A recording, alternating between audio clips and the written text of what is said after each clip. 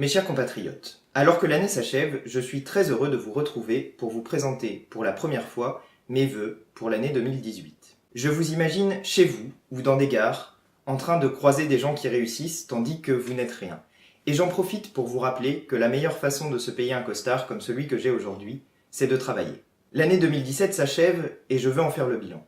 Ce fut l'année du choix, celle d'un choix contraint au deuxième tour. Bien sûr, je n'oublie pas que l'essentiel des voix que j'ai reçues à cette occasion ne l'était pas pour moi ou pour mon projet, mais bien contre mon adversaire pour l'éliminer. Pour autant, et en même temps, je fais comme si ce n'était pas le cas. Et j'applique tranquillement la politique la plus antisociale et la plus libérale possible. Toute mon énergie, tous mes efforts sont tendus vers un seul et unique objectif: enrichir les ultra-riches et appauvrir le reste de la population.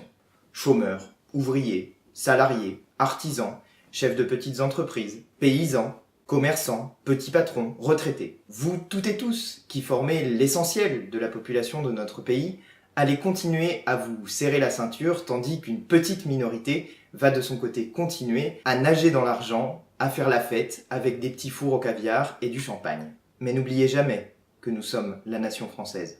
L'année 2017, ça aura été celle du plus symbolique des cadeaux faits aux ultra-riches, avec la suppression de l'impôt sur la fortune, l'ISF. Cette mesure, qui va vous coûter à toutes et à tous 3 milliards d'euros d'impôts qui rentreront en moins dans les caisses de l'État, eh bien elle va bénéficier à une petite minorité de personnes, à quelques ultra-riches, dont fait partie d'ailleurs ma ministre du Travail, Muriel Pénicaud, qui empochera à elle seule 62 000 euros chaque année d'impôts en moins à payer. Ça vous écœure et c'est légitime. Mais n'oubliez jamais que nous sommes la nation française. De même, avec la mise en place de la flat tax, celles et ceux qui spéculent sur les marchés financiers paieront moins d'impôts. Et plus on gagnera sur les marchés financiers, moins on paiera d'impôts par rapport à la situation précédente. Le coût de cette mesure, c'est 4 milliards d'euros. Alors est-ce utile pour vous qui n'arrivez même pas à épargner sur votre livret A? Non. Mais pour ceux qui sont riches, si. Et vous devez penser à eux, au premier de cordée, et espérer qu'un jour, leur argent finira par ruisseler sur vous. Et si ça n'arrive pas, et si tout cela vous met hors de vous, je n'ai qu'une chose à vous dire. N'oubliez jamais que nous sommes la nation française. Vous le savez aussi, l'année dernière, nous avons fait les ordonnances sur le Code du travail pour libérer les énergies des grands patrons et fluidifier les licenciements collectifs. Bien sûr, on vous a dit que ça allait créer de l'emploi, mais c'est évidemment un mensonge. Cela va d'abord en détruire. Et peut-être le vôtre d'ailleurs, si vous n'avez pas de chance. Je veux que vous puissiez sentir chaque jour combien votre situation est précaire. Parce que ça vous rend plus tranquille, parce que ça vous rend moins gréviste, parce que ça vous rend moins exigeant sur vos conditions de travail et sur vos salaires. Mais n'oubliez jamais que nous sommes la nation française. Je voudrais maintenant m'adresser spécifiquement aux retraités. Vous le savez, avec l'augmentation de la CSG, j'ai diminué le pouvoir d'achat de nombre d'entre vous. Sans doute, certains d'entre vous ont d'ailleurs voté pour moi, et sont aujourd'hui en colère.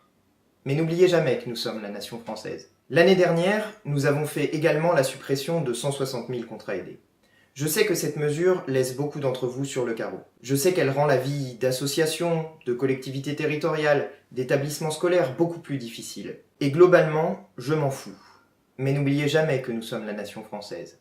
L'année dernière, j'ai aussi décidé de baisser de 5 euros par mois les APL. Il paraît que pour vous c'est beaucoup, mais moi malheureusement je n'en sais rien, je ne compte qu'en millions d'euros et en billets de 500. Je sais aussi que certaines et certains d'entre vous qui touchaient entre 15 et 19 euros d'APL n'y auront plus droit du tout, parce que la baisse de 5 euros d'APL les fait passer sous le seuil de déclenchement de cette aide, et ils perdront donc entre 15 et 19 euros par mois. Mais n'oubliez jamais que nous sommes la nation française. Enfin, 2017 aura été l'année de la farce écologique. Bien sûr, j'ai fait une bonne vanne contre Donald Trump avec Make Our Planet Great Again. Mais juste après, je l'ai invité pour le défilé du 14 juillet. Et d'une manière générale, en matière d'écologie, je parle beaucoup, mais mes actes correspondent très peu à mes paroles, en particulier sur le nucléaire.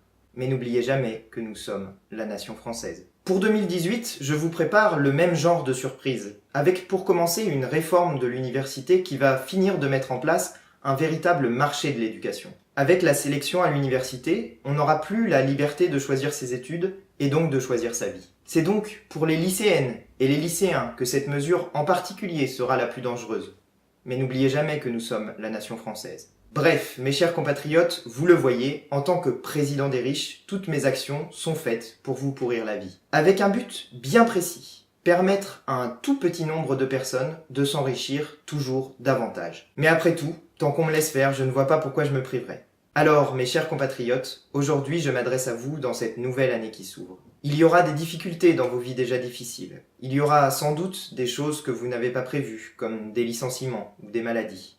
Mais n'oubliez jamais que nous sommes la nation française. Et aujourd'hui, je veux vous dire que c'est avec cet esprit de conquête des marchés, avec cette détermination entière à donner toujours plus à quelques-uns, cette ambition sincère pour les riches de notre pays au détriment de chacune et chacun d'entre vous, avec cette volonté de faire vivre notre finance française, que je vous adresse tous mes vœux pour l'année 2018.